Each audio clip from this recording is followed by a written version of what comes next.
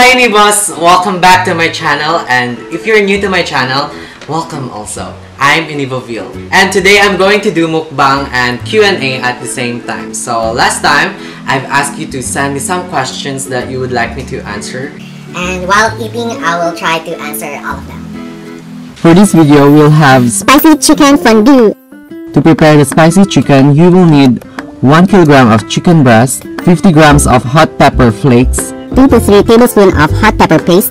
1, 2, 3, more. More! The more the merrier. 1/2 cup of sugar, A whole head of garlic. Half teaspoon ground black pepper. 1 tablespoon of soy sauce. Mix them all well. But actually, I did not follow the measurements. Bahala na kayo sa trip nyo. Kung feel nyo masarap, go! So here's the prepared the chicken that I've marinated yesterday. So, wait muna tayo. Papainitin muna natin itong frying pan. Di pa siya mainit. Actually, kinakabahan akong sumagot ng mga questions. So, nihintay muna natin uminit itong frying pan. Una natin ilalagay ang cooking oil. Init! Paiinitin muna natin ito. Init sa mukha. Actually, right now I'm in Jensan, in my hometown. So, magandang Jensan, everyone. I think it's ready. And now I'm going to put this marinated chicken.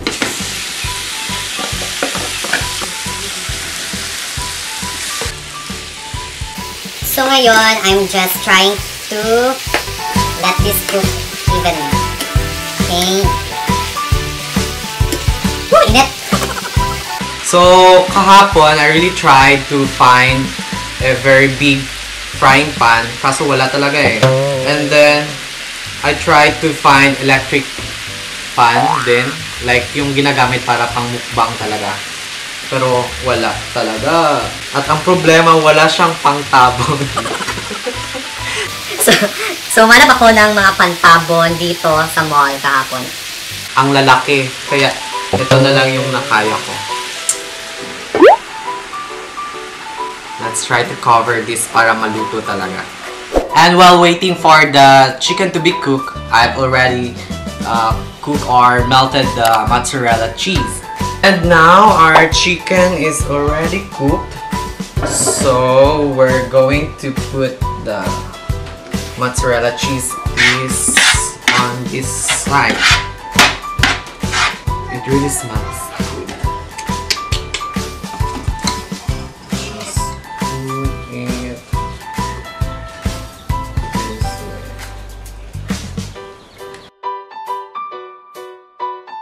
Oh.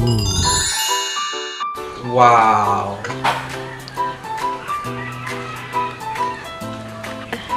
It's so sticky. Ang hirap.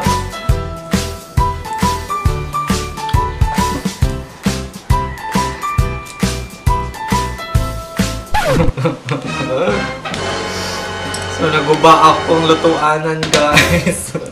Naguba siya. Pero timing na ang pod kay luto na siya. May naluto siya, guys. And then, I've just melted the mozzarella cheese using the steam of the rice cooker. Diba? Witty lang, guys. Wala pa siya nag-melt. Let's taste the spicy chicken.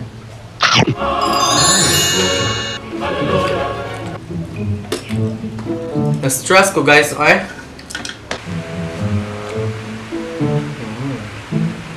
The show must still go on. But it's so spicy, guys.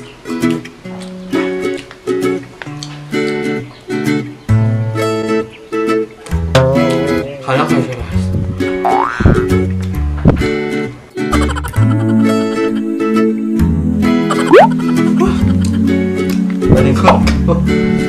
I forgot to put some green onions. Okay, so let's start answering questions. Okay. So this first question is from Angel Aki Tumapon. Am I reading this correct? Hi po, new subscriber po ako. Thank you. So ask ko lang po, what things that inspired you to do YouTube videos and why po? Salamat po. Thank you for asking, Angel. Okay, kain muna tayo. So, ang hirap ng tanong. What inspired me to do YouTube videos and why po? What inspired me? Kain na lang natin. Iisipin ko muna. Maybe back then, I was so depressed. And yeah, there were so many things that were happening in my life before. So yeah, I think what I did back then was that I was just watching YouTube videos from random people, and then it feels like they've helped me to forget those problems somehow, temporarily. And it feels so good to watch their videos, especially vlogs. I really love watching vlogs. It's because it's so relaxing, I think. You can really relate with those people because they're just filming their daily lives. For me, it's relaxing to watch. I thought before, why not do it also? Because for me, they've inspired me. I want to inspire other people also. So yun, nag-umpisa akong gumawa ng YouTube videos. And also my favorite YouTube vlogger, I think, is Bobs. I don't know if you know her. I will link her channel in the description box. So yun, favorite ko si Bobs. So yeah, I think watching YouTube videos and also doing YouTube videos somehow helped me solve my depression. So yun. Woo!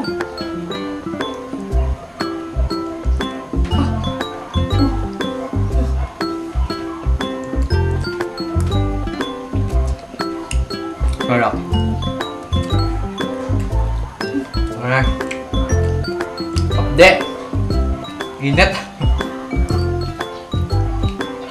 Ito na, melt na siya. Yay! So, next question. Wait lang. Kain muna ako.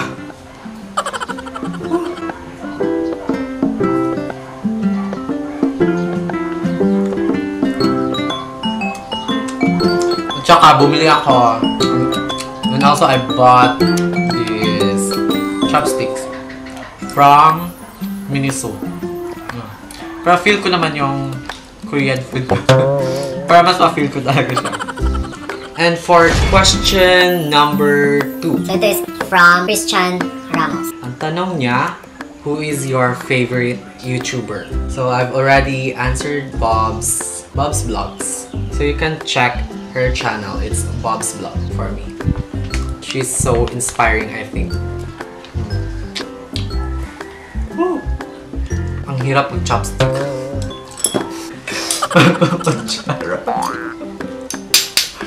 Hirap! Hindi ko kaya. Alay sa kamay. Lakas kasi makasosyal ng chopsticks. Pero mas madali pa rin ang kutsara.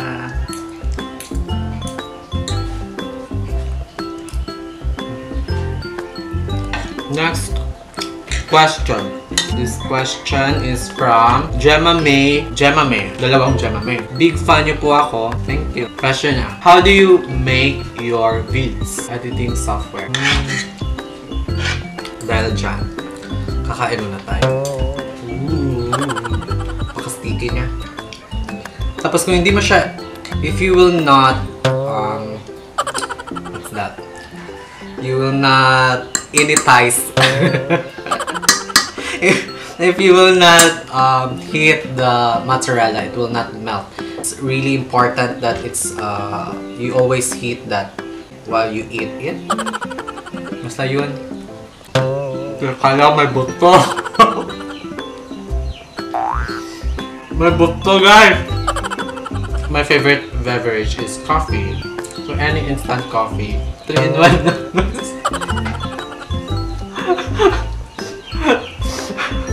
para magising yung katawang lupa ko. Kasi kanina, I'm so stressed while cooking this because namatay nga yung electric stove namin. Lagayan pa natin ng green onion. So, yun nga. Sagutin natin yung kay Gemma. Yung sa Showtime. Gemma? Alala ko si Gemma.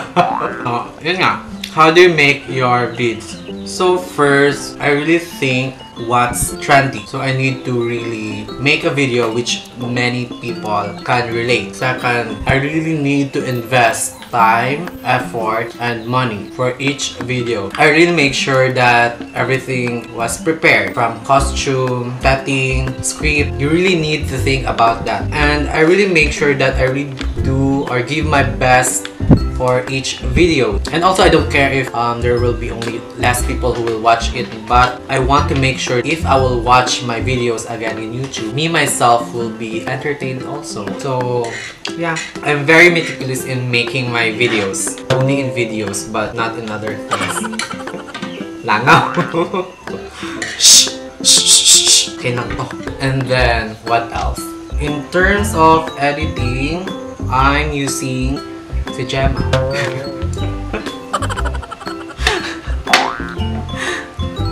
Sarap. So Gemma, yung ginagamit ko is Sony Vegas. And my advice if you would like to be a YouTuber, it doesn't matter what editing tools or software you're going to use. You really try to learn how to use it and then try to search on YouTube. There are how to make videos. So you can use those. And for me, no one taught me how to use editing software. So I really learned it by myself.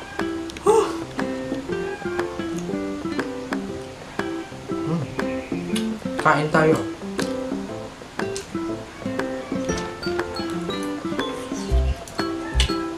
If you really would like to be a successful YouTuber, never ever be discouraged to do videos. Never ever ever. Just keep on trying. Pray that one video will become viral. And that's the point. Many people had discovered my channel.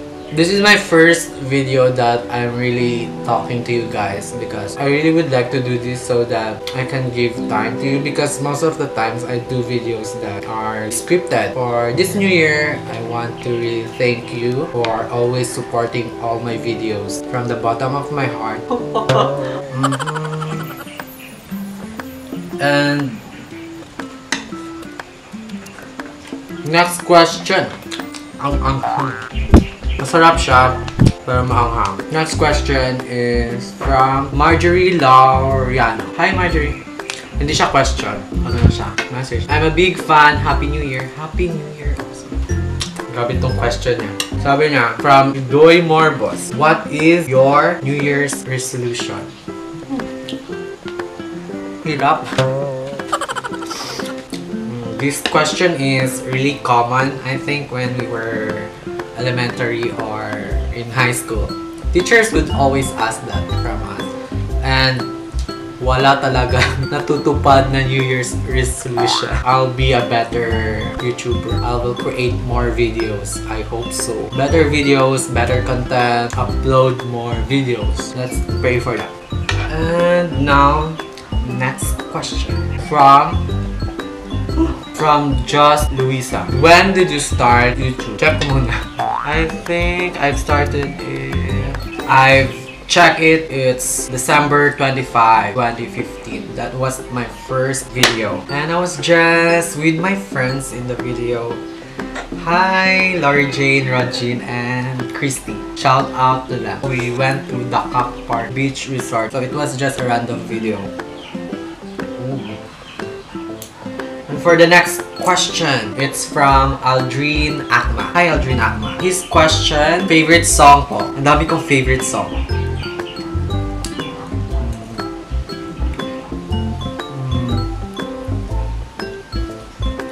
I think any song from Ed Sheeran or Taylor Swift. And also I love some K-pop music. And it's so weird because I can't understand any K-pop songs, but they're so addicting. They're so good to listen.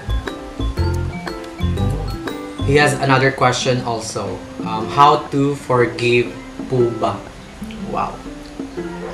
Ang deep. Paano nga ba mag-forgive? Ako sa'yo, huwag mo siyang i-forgive. Joke! I think for me, based on my experience, especially if the person really did something really bad to you, I think the best thing is that do not focus on how to revenge to that person, but instead focus on yourself. Do anything that will make you a better person. I think you need to let the time heal you. I think it's a process. It feels worse when the person does not feel sorry for the pain he or she has caused you. And if that's the case, and based on my experience, what I did before was that I just kept myself busy. And as time goes by, I've learned to forgive that person. I feel much lighter. But at first, I think it's really normal to think or to really feel bad. That's normal. But do not give all your energy to that negative idea. And then, time will heal you. Next question is from Daniel Puertas. Hi Daniel Puertas. So, question niya, may na-meet ka na bang Korean artist? Sana magawa niyo ito. Na wala pa. But I hope so in the future. And next question is from Miko Idolantes. Hi Miko. Hi po. Taga saan po ba kayo? So, sinagot ko na yan siya kanina and I've answered. I'm from General Santos City. People here are called generals. So, hi sa mga generals dyan. So, next question.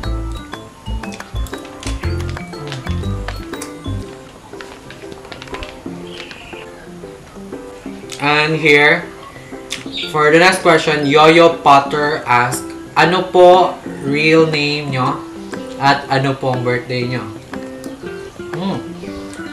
My real name is Jenny Boy Villalba Jr. I'm Junior. My father is of course Senior. But the weird thing is we have a different name. I'm Jenny Boy. My father is Jenny. So that's how you spell it. But people here, they say in Bisaya, Genie. So they say Uncle Genie, Manong Genie. But you do not say or say my name as Genie Boy. Tapos ang weird lang ng story ng name ko kasi supposedly dapat ang name ko Jenny lang. Same sa father ko para Junior. Then siya Senior. Pero ang ginawa ng nurse, nilagyan niya ng boy. Kaya yon naging Jenny Boy. Tapos yung parents ko, nag-agree lang sila. Hindi ko alam kung mahal ba nila talaga ako.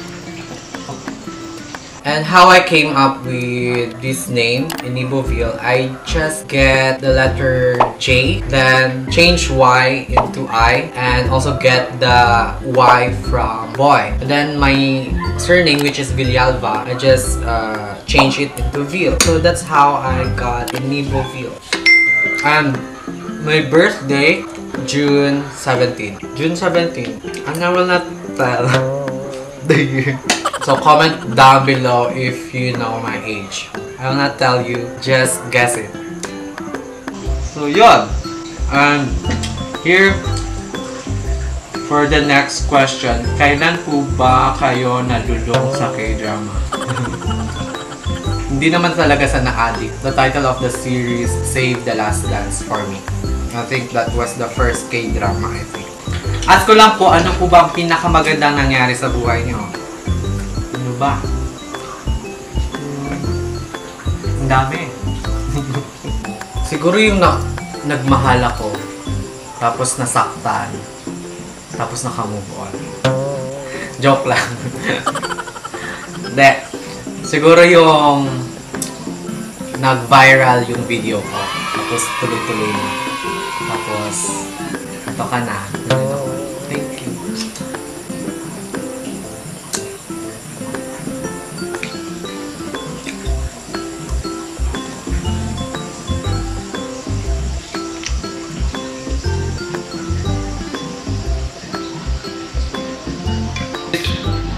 Next question is from Lance Palakay. Did you fall in love? Wow. Napaka-showbiz na. So, ang question niya, did lang. Walang why. So, yes, of course. Next question is, who is your inspiration for making videos? I think I've mentioned it also. I think one would be Bob's, and then Wedgie. She's so hardworking and her videos are so cute. I think they're the persons that really inspired me to produce more creative videos. What are your hobbies? Of course, making YouTube videos and collecting fishes like carp, tilapia. I don't know. I really love to collect or to have fishes in my house because it's so relaxing, I think. Hindi ko alam pero nare-relax talaga ako pag pinapanood ko yung mga isda. Kaya ko silang panoorin ng buong araw. Hindi ko alam pero nare-relax talaga ako. This next question is from Rob Guafo. Push. Okay. So, question niya, Kuya Inibo, pwede ka po bang gumawa ng vid na nagpa-prank ng strangers in public? For me, personally, I think doing prank in public is kinda dangerous because I'm just afraid doing that. Maybe because I saw some videos where those people who's doing the prank put themselves in danger. Maybe I'll just do safer prank, I think. Yung chill lang, yung after ko paggawa ng prank, dapat buhay pa ako. Next question from Squishing Huskies. More K-pop vids, please. Pag-iisipan ko yan. So next question is from ito, napaka-showbiz ng question. This is from Rob Lee. Do you want to pursue your future profession after you graduate or become a full-time YouTuber since your subscribers are growing? I think this is a very serious topic for me. But all I know right now, I'm happy of what I'm doing. After I will graduate, I am considering the idea. I believe in the future, I can still use my course or my degree. And I cannot say that it's a waste because I've learned so much from it.